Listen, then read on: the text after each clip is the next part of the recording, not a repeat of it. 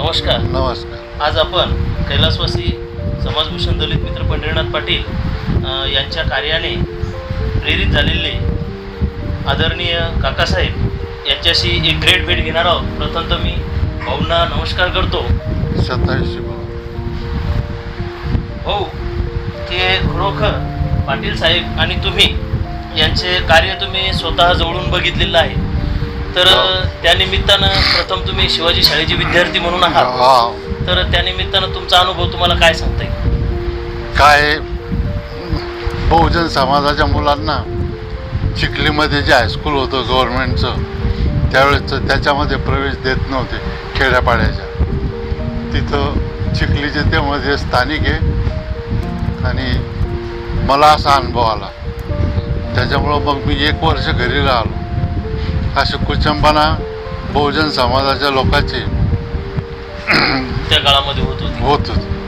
मग ते हेरून आणि दुर्दैवानं पाटील साहेब मध्य प्रदेश असेंब्लीमध्ये पडले 51 मध्ये. 1951 मध्ये. हो, 51च्या सार्वत्रिक निवडणुकीत. तर मग त्यांनी आपला मोर्चा शैक्षणिक कामाकडे वळवला. त्याचं कारण असं की शिक्षण घेतल्याशिवाय आपला समाज हा सुधारणार नाही, याला चांगलं वाईट कळणार नाही. आणि ते न कळल्यामुळं हा कुणीकडे भरकटतो, काही करतो, कसंही करतो. अंधश्रद्धा, अनिष्ट रूढी याच्या तो आहारी गेलेला आहे.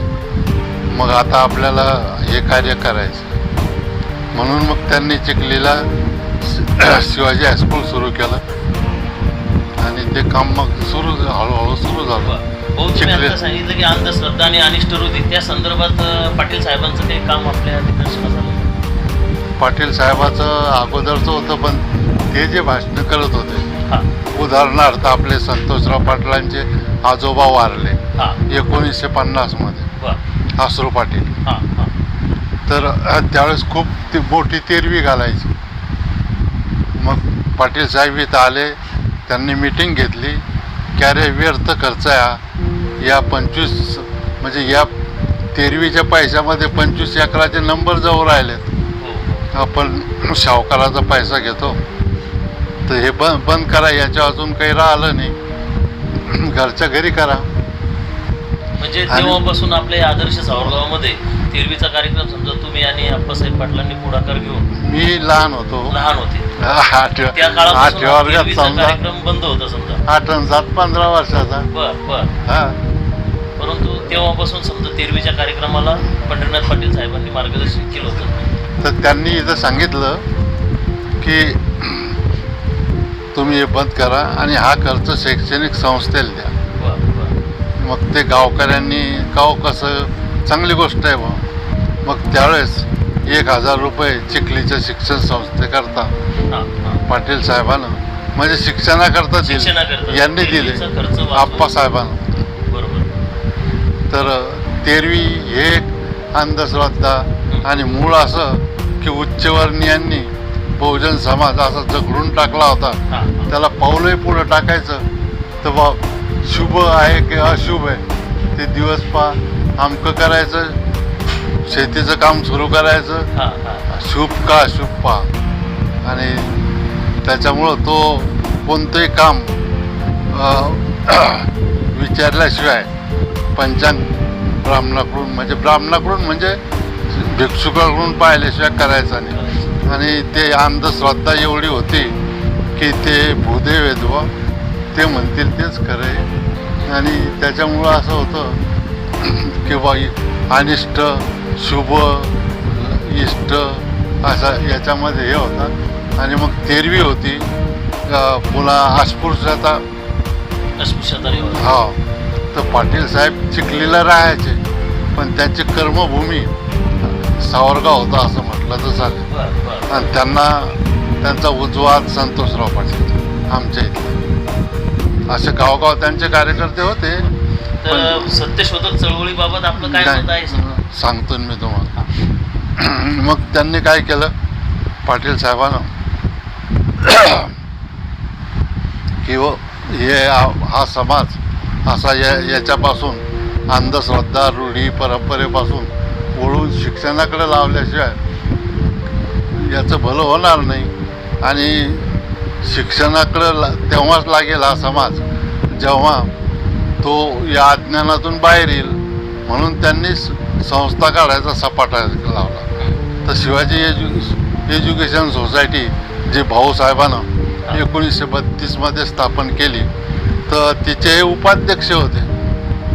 पाटील साहेब उपाध्यक्ष होते त्या संस्थेचे. आणि मग त्यांना जेव्हा वेळ मिळाला तेव्हा त्यांनी चिखली, बुलढाणा अशा 5-10 ठिकाणी आपल्याच तालुक्यामध्ये शिक्षण संस्था काढल्या. आणि ते तेव्हा वर्गणी मागायचे गावगाव, 4 पायल्या ज्वारी द्या, 2 पायल्या द्या, आमचे विद्यार्थी आहेत, विद्यार्थ्याकरता शाळेचं बांधकाम. जेव्हा मग या खोल्या सुरू केल्या चिखलीच्या, जे ऑफिस आहे मधात इकडून, तर त्या 3 खोल्या मग आम्ही तिथे गेल्यामुळं पाटील साहेब मग श्रमदान करायला लावायचे आम्हाला. श्रमदानावर आणि मिस्त्रीचं मजुरी समजा त्याच्यावर हे केलं. तर श्रम करण्यामध्ये पाटील साहेबाला कमीपणा काहीच नव्हता. त्यावेळेस चुना मळायची जी घाणी होती, तर ती पाटील साहेब स्वतः इथं असले, नागपूरहून मुक्कामाला आले की सकाळीच उठून मग ते घाणी मळायचं काम, असे कष्टाचे कामं. हायस्कूलचं प्रांगण झाडणं, तेव्हा फार छोटं होतं हायस्कूल, तर ते याच्यामध्ये झाडणं, हे करणं आणि लोकांना शिक्षणाकडे वळवणं. गावगाव जाऊन ते सभा घ्यायचे की गड्यावर शिक्षण हा 3रा डोळा आहे. आणि जे आज उच्चवर्णीय आहेत ते शिक्षणामुळं कुठे गेले. आणि तुम्ही त्याच्यामध्ये एकदम आपण कुठंच नाही. आणि त्यांनी सांगायचं ना आपण ऐकायचं. त्याच्यामुळं इथं आलेले जे होते उच्चवर्णीय बाकीची मंडळी, व्यापारी वगैरे, तर ते नुसतं लोटा घेऊन आले आणि इथं करोडपती झाले. हे तुमच्या अज्ञानामुळं झाले. हां, त्यांचा दोष नाही आहे, तुमच्या अज्ञानामुळं झाले. तर तुम्ही शिका आणि हे करा. अतिशय मोलाचा संदेश त्या काळामध्ये, आणि आज तुम्ही आमच्यापर्यंत पोहोचवला की शिक्षण हा 3रा डोळा आहे आणि खरोखर शिक्षण खूप महत्त्वाचं आहे. हो.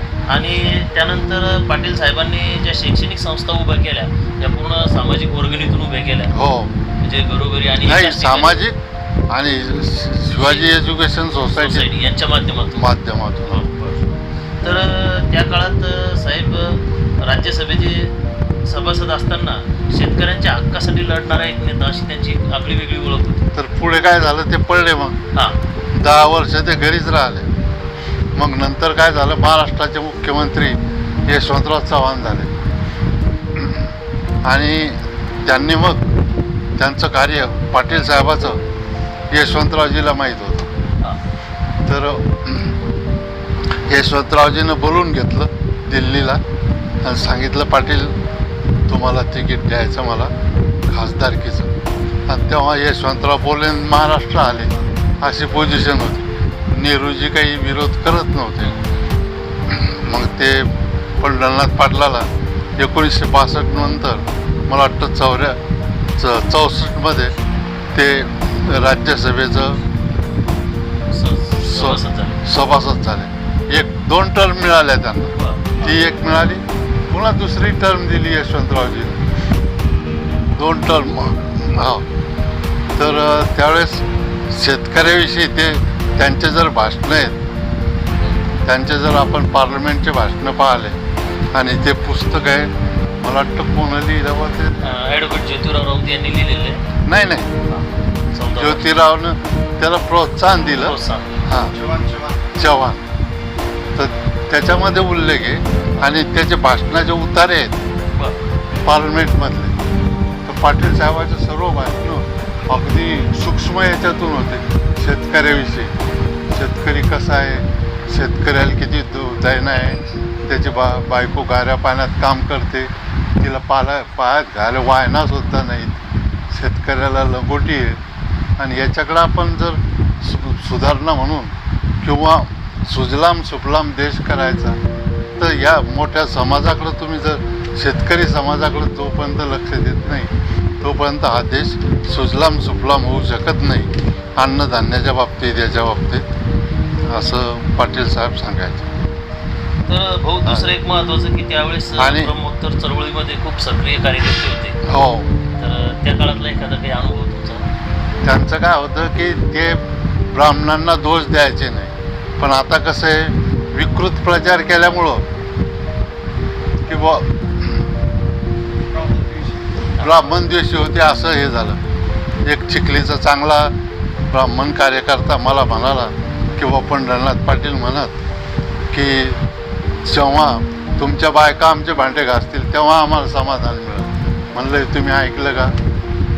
तर म्हणे नाही. तर म्हटलं मग ते चुकीचं आहे. पाटील साहेब म्हणाले की बा ते परप्रांतातून आले, इथं व्यापार करतात, अंधश्रद्धा दूर ठेवतात आणि काम करतात आणि त्याच्यामुळं त्यांची परिस्थिती चांगली आहे.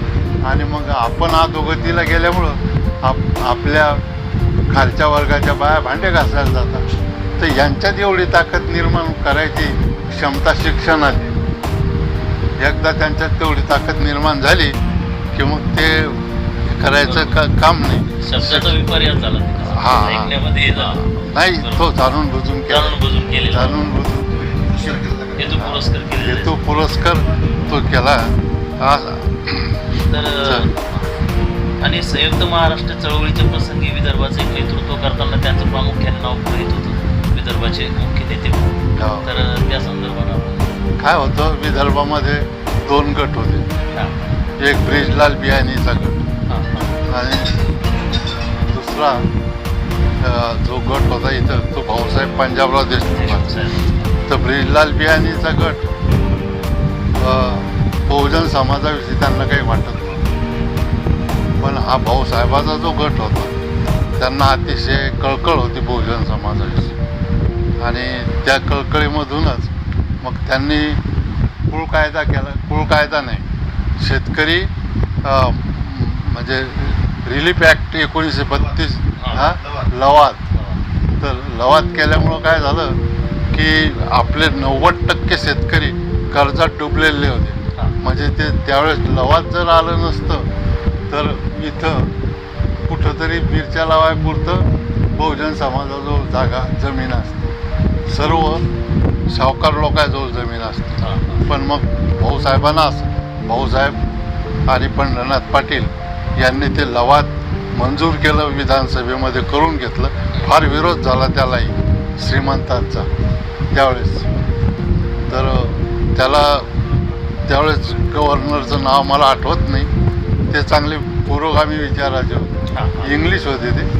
मग त्यांनी याला मान्यता दिली या कायद्याला. आणि मग असं होतं समजा माझ्याकडं सावकाराचे 1000 रुपये प्रॉमिसरी नोट आहे मजूर, तर ती दाखवायची आणि ते 1000चे तेवढंच व्याज, 1000चं 1000. तुमचं किती झालं असेल ते काही महत्त्वाचं नाही. आणि त्याचे 14 हप्ते पाडायचे आणि 14 हप्ते पाडून ज्या वर्षी दुष्काळ असला त्यावर्षी हप्त्याला स्थगिती, कारण पिकायचं नाही ना काही. कापूस हे मुख्य हे विदर्भाचं आणि त्याच्यामुळं शेतकऱ्यांनी पैसे भरले. खुद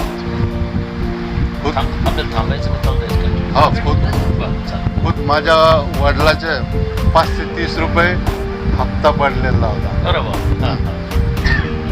तर मग तो त्यांनी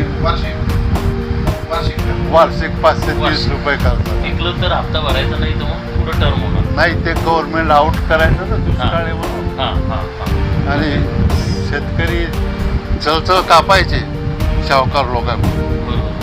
त्यांचे जे लोक आणि कायदा इतका त्यांच्या बाजूने होता की आज समजा तुमची मुदत थकली प्रायमरी नोटीस की दुसऱ्या दिवशी तुमच्या विरोधात वारस, तिसऱ्या दिवशी तुमची हरास शेतीची. तर अशामध्ये मग पाटील साहेबानं ते भाऊसाहेबाच्या याच्यानं हा एक महत्त्वाचा कायदा केला. त्याच्यामुळं विदर्भातले आणि मध्य प्रदेशमधले 80-90% शेतकरी बचावला. खूप महत्वाचा निर्णय त्यांनी त्या हा. काळामध्ये नाहीतर जगन्नाथ पाटील आपल्या इथं आप्पासाहेबाच्या इथं जमीन होती, कारण छोट्या प्रमाणावर त्यांच्या आजोबाची शाहूकारी होती. आणि एक अर्जुन पाटलाजवळ जमीन होती, छोट्या प्रमाणावर त्याची शाहूकारी होती. तर त्यांनी त्या काळामध्ये देऊळगोमी असेल, किनोळा असेल, मेरा असेल इत्यादी विविध ठिकाणी त्यांनी शाळा सुरू केल्या. हो. तिथे वाचनालय बोर्डिंगची स्थापना झाली. हो. आणि त्यानंतर याच शाळांचं रूपांतर पुढे शिवाजी एज्युकेशन सोसायटीमध्ये झालं. नाही, अगोदर शिवाजी एज्युकेशन सोसायटी स्थापन झाली वा. 1932 मध्ये. 32 मध्ये. हा, तुम्ही भाऊसाहेबाचं चरित्र जर वाचलं हा हा तर शिवाजी शिक्षण संस्था त्यांनी 32 मध्ये स्थापन केली. हा हा आणि पंढरनाथ पाटील उपाध्यक्ष. बर पैशाचे अतिशय चंचल, बर बहुजन समाजाजवळ पैसा नसायचा. हा हा हा मग त्यांना सुगावा लागला प्रिन्स ऑफ बेरार निजाम, हा हा निजामाचा राजपुत्र, कारण वरारचा राजा होता तो. हो, सीपी म्हणजे मध्य प्रदेश, सेंट्रल प्रॉविन्स, आणि बेरार म्हणजे वरार. त्या वरार निजामाच्या ताब्यात होतं. हा हा 19 हां. तर ते निजामाच्या ताब्यात असल्यामुळं मग त्यांचा राजपुत्र वराराचा, मग प्रिन्स ऑफ बेरार, त्याच्याशी त्यांनी संपर्क साधला. तर त्यांनी अंजुमन हायस्कूल खामगाव हा हा हा ज्या कमिटीने छापला संपर्क केला, तर ते म्हणाले की बा ते मुस्लिमाची मी ते त्यात हिंदूची शाळा पाहिजे, म्हणजे हिंदू पाहिजे, मुस्लिम पाहिजे, सर्व समाजाचे. सर्व धर्म. मग ते भाऊसाहेबांना सांगितलं. भाऊसाहेबांनी मग पंढरनाथ पाटील हे शिष्टमंडळ गेलं आणि त्यांनी त्या काळात राजपुत्रानं 2-2, 2.5 लाख या शिवाजी शिक्षण संस्थेकरता दिले निजामा. आणि त्याच्यामुळं त्या मोठमोठ्या बिल्डिंग हे ते त्यावेळेस स्वस्ताईमध्ये झाल्या. हो, इथलं नाही, अमरावतीच. हो. पाटील साहेबांना ज्या संस्था काढल्या हा त्या 51 मध्ये 51 मध्ये काढलं. आणि काढल्या म्हणजे ते उपाध्यक्षच होते शिवाजी शिक्षण संस्थेचे. हा हा हा भाऊसाहेब अध्यक्ष आणि ते उपाध्यक्ष. उपाध्यक्ष.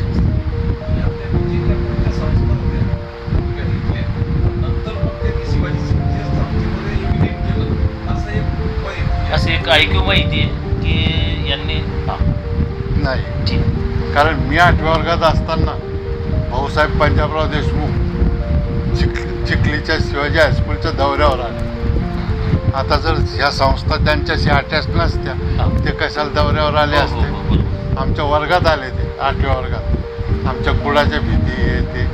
त्यांनी मग काय केलं, विद्यार्थ्याला की हा हरकत नाही, ती समोरची कौलाची बिल्डिंग आहे ना, हा हा तर बिल्डिंग महत्त्वाची नाही, शिक्षण महत्त्वाचं आहे. तर याच्यामध्येच तुम्ही त्याच्यात तोलामोलाचे नाही, त्यांच्यापेक्षा चांगले विद्यार्थी होणार आहे, फक्त अभ्यास करायचा. हा असं त्यावेळेस मला त्यावेळेस आठवतं. त्यांनी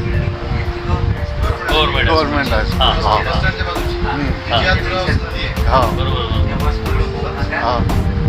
हा. अभ्यास करा महत्वाचं. हा. आणि मग खरा इतिहास असा आहे की हे उपाध्यक्ष असल्यामुळं आणि भाऊसाहेबां हे बहुजन समाजाच्या हिताकरता झटणारे असल्यामुळं शेतकऱ्याकरता त्याला शिक्षण मिळालं पाहिजे, त्याची अंधश्रद्धा दूर झाली पाहिजे, त्याला खरं काय जगात हे कळलं पाहिजे, सावकारी किती वाईट आहे. 100 देतात आणि 1000 लिहितात आणि तुमचं आयुष्य त्याच्या व्याजामध्ये जातं, व्याज फिटतच नाही आणि शेवटी जमीन जाते. मग सावकार म्हणतो की गड्या भागवत तू फार चांगला आहे, आता तू असं कर, ही जमीन घेतली मी ते हिच्यावरच तू दिवाणजीर आहे, जमीन पाय. आणि 3 हिस्से मला देन, 1 हिस्सा तू घे, पोराबाळा मस्त आनंदानं काम करा. भाऊ, शेवटी एक समाजभूषण दलित मित्र पंढरीनाथ पाटील यांच्या कार्याविषयी आताच्या बहुजन समाजासाठी तुमच्या माध्यमातून तुम्ही काय संदेश देऊ इच्छिता? थोडंसं मी सत्यशोधक समाजाबद्दल बोलतो. हा सत्यशोधक समाज 1873 मध्ये हा महात्मा ज्योतिबा फुलेंनी स्थापन केला. तोही असाच, कोणा जातीविरोधात नाही. उच्चवर्णीयांचा असा प्रचार झाला की आमच्या विरोधात होता, नाही. त्यांचे जे सहकारी आहेत शिक्षण संस्था काढण्यात, ते ब्राह्मण लोकांनी जागा दिल्या, ब्राह्मण लोकांनी हे केलं, सहकार्य केलं. म्हणजे यांच्या विचाराचे की हा बहुजन समाज शिकला पाहिजे अशा विचाराचे जे उच्चवर्णीय होते ते पाटील साहेबाबरोबर होते, भाऊसाहेबाबरोबर होते. कुठे तर त्यावेळेस मग पाटील साहेबांनं महाराष्ट्रभर दौरा केला आणि महात्मा ज्योतिबा फुलेचं चरित्र, त्यांचं कार्य, हा महाराष्ट्रभर दौरा, बैलगाडीनं कर, पायी जाय, कच जा, ते त्याचे पुरावे गोळा केले. आणि 1927मध्ये पंढरनाथ पाटलानं महात्मा ज्योतिराव फुले हे पुस्तक लिहिलं. त्यांचं चरित्र लिहिलं त्यांनी. हो, ते पहिलं तेच. आणि मग ते काय झालं की यशवंतरावचे भाऊ गणपतराव म्हणून होते, यशवंतराव चव्हाणाचे मोठे भाऊ, आणि ते शेतकरी कामगार पक्षाचे होते. तर हे पुस्तक त्यांच्याकडे होतं. मग त्यांनी सांगितलं याला की यशवंता हे वाच तू. यशवंतरावनं वाचलं आणि यशवंतरावनं वाचल्यामुळं पाटील साहेबाच्या कामाचा, त्या पुस्तकाचा त्यांच्यावर एवढा प्रभाव पडला की मग 62-64मध्ये त्यांनी खासदारकी दिली पाटील साहेब. तर चिखलीला जेव्हा हिरक महोत्सव झाला पाटील साहेबाचा 68मध्ये, तर त्यावेळेस यशवंतरावांनी सांगितलं की पाटील साहेबाला मी 62पासून नाही ओळखत, मी माझ्या बालपणापासून ओळखतो, त्यांचे विचाराची माझी जवळी. आणि मग त्यांनी तो महात्मा ज्योतिबा फुलेच्या पुस्तकाचा संदर्भ दिला चिखलीच्या. तुम्ही असाल कदाचित 68मध्ये. महोत्सवामध्ये संतोषराव पाटील साहेब अध्यक्ष होते समितीचे होते तेव्हा वसंतराव नाईक, यशवंतराव हे आले होते. आणि एक शेवटी पंढरनाथ पाटील साहेब आपल्या गावामध्ये भरपूर वेळेस यायचे. हो, महिन्यात एक चक्कर. त्यांची कर्मभूमीच होती. हो, मग त्यांनी काय केलं, अस्पृश्यता नको बा. मग आप्पासाहेब गावकरी यांना प्रेरित करून आपलं पिण्याच्या पाण्याचं पाणवठ्या, या दोन्ही विहिरी आपल्या इथल्या, आणि मंदिर, देवीचं मंदिर, हनुमान मंदिर, हे 1947मध्ये अस्पृश्य लोकांना खुलं केलं की बा हे लोकही आपलेच आहेत, आपण त्यांचे, आणि त्यांना आपण देवदर्शनापासून आणि स्वच्छ पाणी पिण्याच्यापासून त्यांना दूर करतो, हे चुकीचं आहे. आपल्या गावकऱ्यांना पटलं आणि मग त्यावेळेस आपल्या गावकऱ्यांनी आपल्या त्याला दुजोरा दिला आणि त्याप्रमाणे वागले. 15 ऑगस्ट 1947ला चिखलीचे आमदार जे होते रायबान पुनाजी जाधव, सुखदेवराव जाधवचे वडील असतील किंवा आजोबा वगैरे, पण रायबान कोणीतरी, तर रायबान पुनाजी जाधव त्यांच्या अध्यक्षतेखाली आणि भटकर साहेबाच्या हस्ते, तेव्हा भटकर MP होते, निवडून यायचे. तर ते हा कार्यक्रम असा झाला तेव्हा. त्याच्यामुळं मग गावगावचे आपले जे नातेवाईक होते ते बिथरले. आज सावरगाव पाटोडे यानं धर्म बुडवला, रूढी परंपरा, आणि गाव परत होतेच सांगणारे की यानं धर्म बुडवला म्हणून. तर ते त्याच्यामुळं काय झालं की आपलं गाव त्यांनी लोकांनी 2-3 वर्ष वाळीत टाकलं, धर्म बुडवला म्हणून. हो, सोयीर संबंध करायचा नाही ते. आणि पाटील साहेब म्हणत मुली शिकवा, मुली सक्षम झाल्या आप्पासाहेब ते की मग आपोआपच लग्न करतात लोक. आणि खरंच तसं झालं, आपल्या मुली 7वा वर्ग झाल्या, हे झाल्या. आणि मग जे शिक्षक होते, ग्रामसेवक होते, त्यांनी मग त्या मुली केल्या नाही. जे झालं ते झालं, त्याच्याशी आपल्याला काय घेणं आहे, त्याच्या घरात बर्तन पाणी भरू द्या. शेवटी बहुजन समाजासाठी तुम्ही काय संदेश देणार? पाटील, मी काय संदेश देणार, पण पाटील साहेबाचा संदेश सांगतो तो की चांगलं काय वाईट काय हे पहा, शेती हा तोट्याचा धंदा आहे, हा. पण त्यात तो आपल्या नशिबी आहे. तर त्याच्यामध्ये नफा तोटा पाहूनच काम करा हा. आणि हे अंधश्रद्धा दूर करा. हे भंडारे करणं, तेरवी करणं किंवा दरवर्षी यात्रेत दिंडीत जाणं याच्याशी आपल्याला काही घेणं नाही. आपणच अन्न निर्माण करतो, अन्नदाते आपण आहोत, आपण देवाच्या ठाई आहोत असं ते पाटील साहेब सांगायचे. हो हो हो त्या स्वर्गातले देव हा. हा. आणि त्या तोडीचे मग इथं भूदेव, भूमीवरचे देव ब्राह्मण, म्हणजे हे होतं. त्यांचं जे अंधश्रद्धा वगैरे हे होतं हा. लोकांवर पगडा, तो जाण्याकरता सत्यशोधक समाज महात्मा ज्योतिबा फुलेनं ते स्थापन केलं आणि ते काम पाटील साहेबांनी पुढं चालवलं. मग त्याचे इथं शिबिरं व्हायचे, हे व्हायचं सावरगावला. आता बघा कसा अपप्रचार होतो. हा. हा. आपल्या नामदेवराव पवार माजी आमदार पाडळीचे, त्यांची मुलगी लहान आहे, तिनं पुस्तक लिहिलं आतमध्ये. त्यांनी लिहिलं त्याच्यात किंवा सावरगावले 5 ब्राह्मणाचे घरं झाले. वास्तविक 5च काही एकाने कशालाच त्याच्या याला धक्का नाही लागेल. तर काय झालं आपल्या इथं तेव्हा सेवा दलाचं शिबिर होतं. 100 मुलं होते. महात्माजीचा खून झाला आणि तो ब्राह्मण समाजाच्या माणसानं केला व म्हणून ते गावामध्ये मूक मिरवणूक काढली आपल्या गावात आणि ती मिरवणूक सर्व गावात हे झाली. दुसऱ्या दिवशी चिखलीला गेले होते. तर ते त्याच्यामुळं काय झालं की ब्राह्मण समाजाला असं वाटलं आता आपलं काही खरं नाही बुवा. त्याच्यामुळं आपल्या इथं एक माधवराव देशपांडे म्हणून कुलकर्णी होते.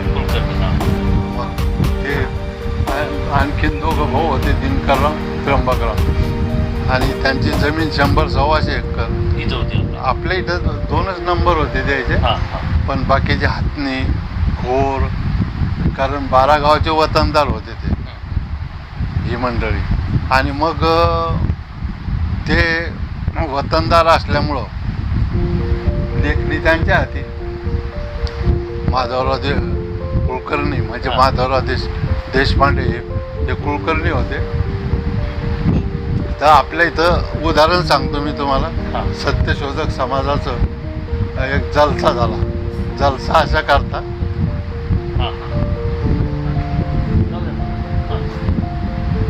जलसा झाला.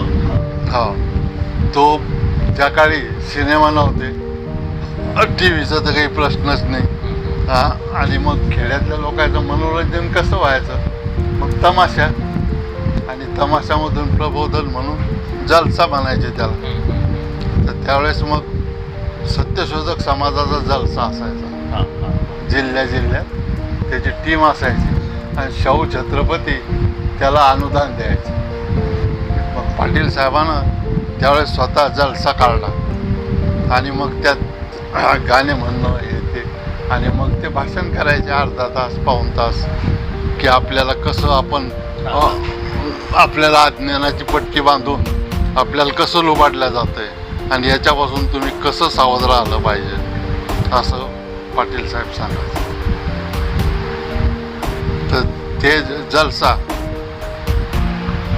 जलसाच्या निमित्ताने त्यांनी खूप जनजागृती, शैक्षणिक जागृती. हा, आणि जलसा म्हणलं, तमाशा म्हणलं की हे लोकांची चिक्कार करते.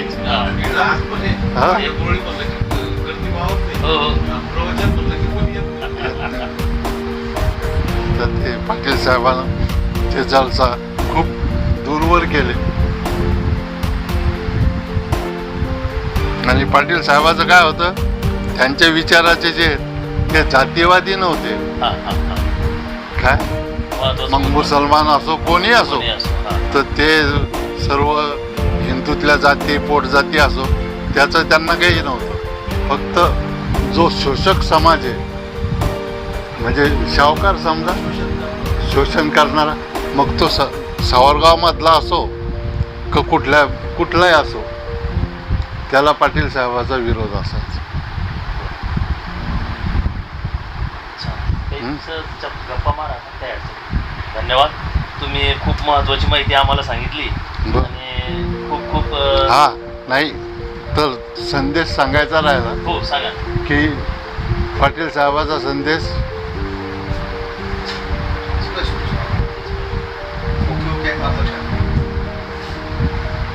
पाटील साहेबाचा संदेश हा आहे की शिक्षण घ्या, खूप शिक्षण घ्या. गरिबी असली तरी लाजू नका आणि श्रीमंती आली तरी माजू नका. आपली काटकसर तुम्ही केलीच पाहिजे संसाराकरता. आणि शिक्षण आपले मुलं बाळं, आपण तर दुर्दैवाने शिकलो नाही, परिस्थिती नव्हती, पण मुलं मुली खूप शिकवा म्हणजे त्यांचं भविष्य उज्ज्वल होईल. दुसरं असं की जातीभेद गाडा, अस्पृश्यता अमके तमके हे जातीभेद गाडून एक चांगला निकोप समाज तयार करा. आणि जो दुर्बल माणूस आहे, खालचा घटक आहे, तर त्याला वर उचलाय करता प्रयत्न करा. म्हणजे मग त्याला सरकारी मदत जे काय असेल ते, पण त्याच्याकडे लक्ष द्या. तो तळागाळातला आहे. असं एक महत्त्वाचं म्हणजे अस्पृश्यता. दुसरं म्हणजे सत्यशोधक समाज, की सत्य काय आहे. आता समजा कोणीतरी सांगते, आपण बसलो इथं, आला एक जण, हो या वाघापूरला असा देव निघला, एका महाराज आले, ते आपल्याकडे पाठ असते द्यायची आणि तोंड तिकडे असतं, तुम्ही कोण आहे, काय आहे, नाव गाव, आपली उंची गिंची सारं सांगतात. लोक म्हणतात असं, अरे बापरे, ते मग तर गेलं पाहिजे दर्शनाला. तर असं असू शकतो का? पाटील डोळे आहेत का? हे डोळस पण आहे पहा. असं तर सत्य शोधा, असत्याचा द्वेष करा, असं. शेवटी ते गांधीवादी विचाराचे होते, त्याच्यामुळे त्यांच्याकडेच त्यांच्यासोबत हे त्यांच्या सर्व समाजाचे कार्यकर्ते.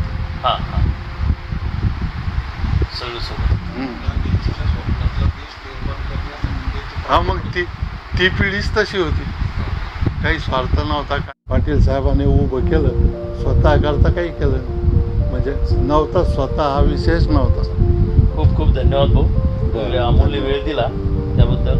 पुनश्च एकदा माझे मार्गदर्शक डॉक्टर गणेश मालटे साहेब यांच्या मार्गदर्शनामध्ये मी तुमची ग्रेट भेट घेतली आणि तुम्ही सुद्धा तुमचा खूप खूप अमूल्य वेळ दिला, त्याबद्दल पुनश्च एकदा खूप खूप आभार. माझा हा वेळ अमूल्य नाही, मला हा वेळ द्यायचा चान्स तुम्ही आणला. कारण पंढरीनाथ पाटील हे समाज सुधारक, संतोषराव पाटील त्यांचे उजवे हात, उत्तमराव पाटील त्यांचे सहकारी, तर अशी जी टीम होती, ही टीम जागृत करायची लोकांना. आणि त्याच्यामुळं पाटील साहेबाचं कार्य जे अज्ञात आहे, मी जे पाहिलं, मी त्यांचं कार्य करायला नव्हतं. आप्पासाहेब सक्रिय होते तेव्हा 35पासून त्यांच्यासोबत, तर मी जे पाहिलं ते असं होतं. थांबूया.